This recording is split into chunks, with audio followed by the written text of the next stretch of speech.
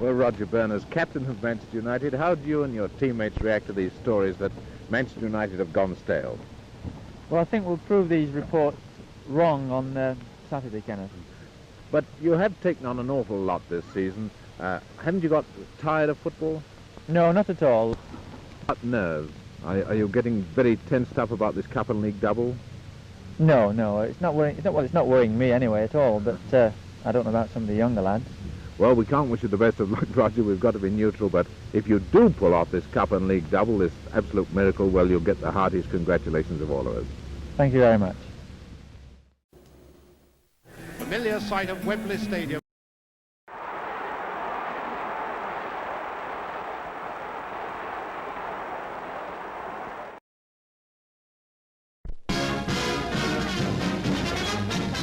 The Wembley pitch is like a palace lawn, and it's perfect cup final weather when Aston Villa in the striped shirts take the field with Manchester United, league champions and odds-on favourites to win that elusive double.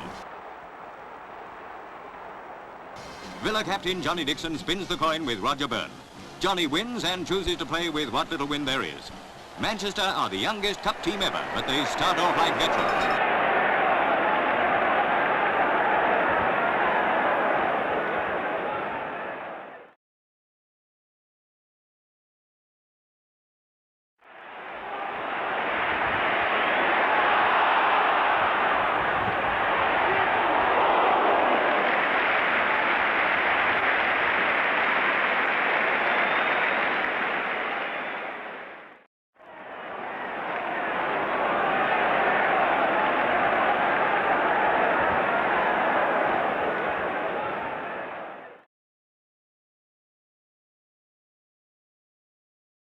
Johnny Berry beats his man and cuts across to pass to Taylor.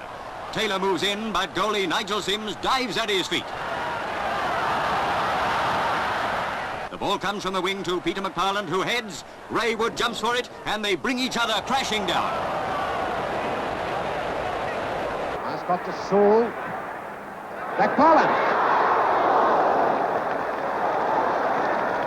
And that was a fair charge, but unfortunately their heads have collided. And both McParland and Wood are out. Peter McParland shoots straight at Ray Wood, follows up his shot, and their heads collide. Both men are down, but it's obvious that the Manchester goalie is knocked out. Both men seem to be in pain. Referee Frank Holtas calls for the trainers. McParland's only shaken, but Wood's taken a really bad knock. Peter McParland headed the ball. He was on the edge of the box.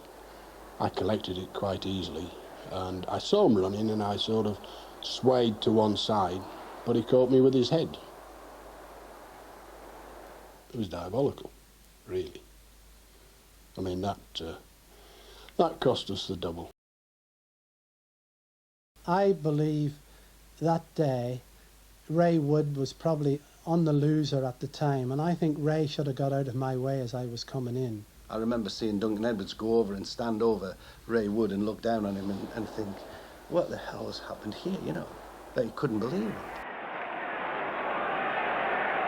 He has to leave the field on a stretcher. With only 7 minutes gone, the worst possible luck for Manchester United. He charged straight into him, banged him in the face, broke his jaw, and suddenly that was our cup final in tatters, you know. He went off for a bit, then come back on, and was a source of menace playing outside right against us. I was getting booed every time I was on the ball. Duncan Edwards was running after me for a long time during that game, wanting to have a go at me, and he was throwing a few punches into me back. Ray Wood carried off on a stretcher after that collision with McParland. And Jackie Blanchflower going to don the green sweater. Jackie Blanchflower puts on a goalie's sweater, and Ray Wood is carried off the field. Blanchflower, who's kept goal before, was performing wonders in his place. I didn't have to go in, but I was volunteered. Roger Byrne came over and said, we've all volunteered, you should go in goals. And Bobby Charlton used to fill in sometimes in goals, but he didn't want to know. Me? Well, I used to like it, but I was too young. I'd only played one cup tie before that. My butt would have gone if he'd have asked me to play in goals. They battle nobly on and try to start an attack, but it's heavy going with only 10 men. Jackie Blanchflower takes over at goal, and the Villa soon give him plenty of work to do. But McParland's shot misfires. Crowther beats Bobby Charlton, races on to meet Edwards, and he's beaten him too. Danger for Manchester again, but Jackie Blanchflower's playing as though he'd been in goal all his life.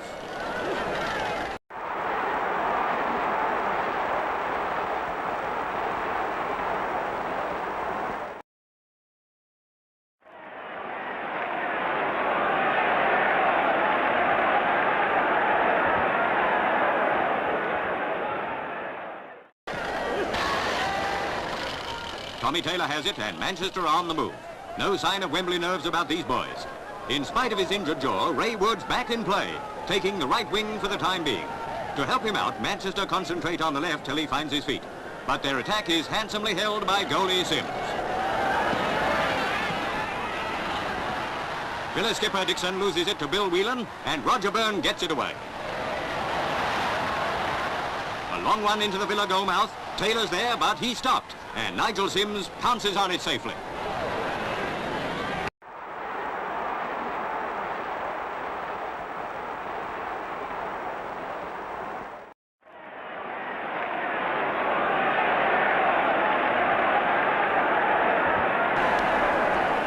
Half-time and no score either way.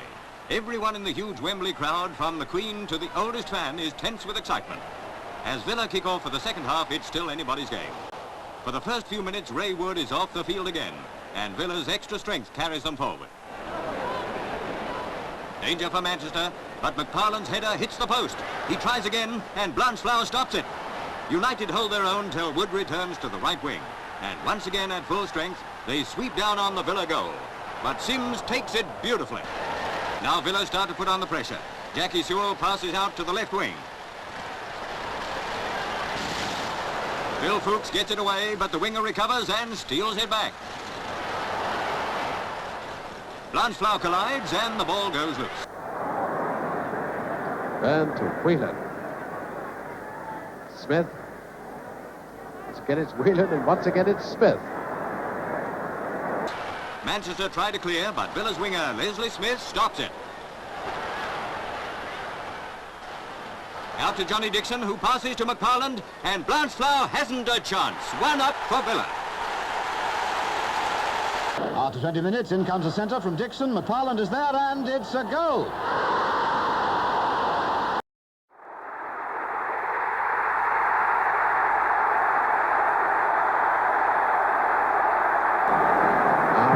Dixon.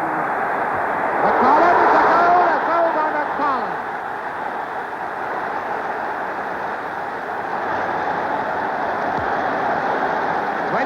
Minutes of the second half gone. Peter McParland has put Aston Villa into the lead, 1-0.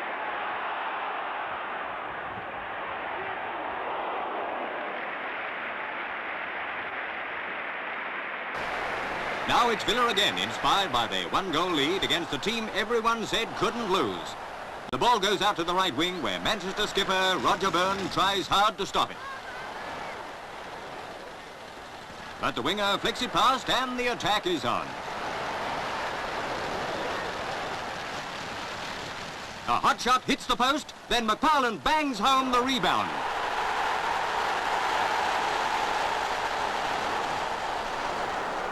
Villa's supporters go mad with joy.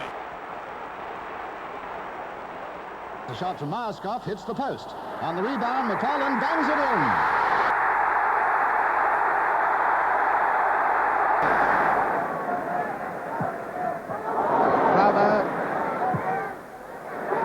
McParland, Dixon,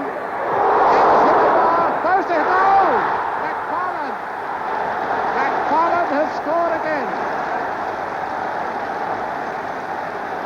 But Manchester haven't given up the fight. They succeed in forcing a corner, and from Tommy Taylor's header, Sims concedes another. Into the centre, and it's the same again. Ray Wood's in there too. Taylor, a goal! Taylor has scored! 2 goals to 1 now. And Taylor finds the net. A well-deserved consolation prize for Manchester United.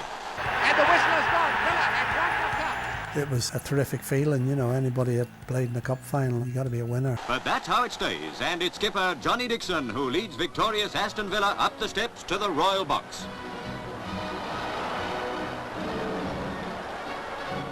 The Queen shakes hands with Dixon and presents him with the most precious trophy of the soccer world, the Cup itself.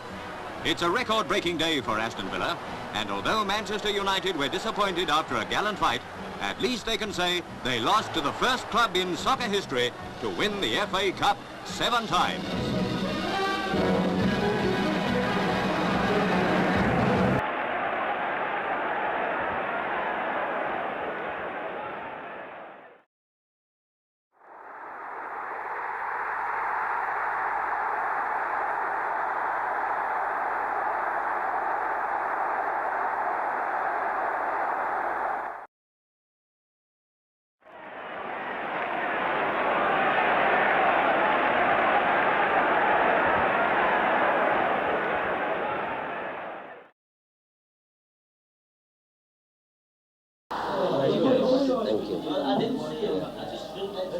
Ray, this tackle by McFarland, how did you see it?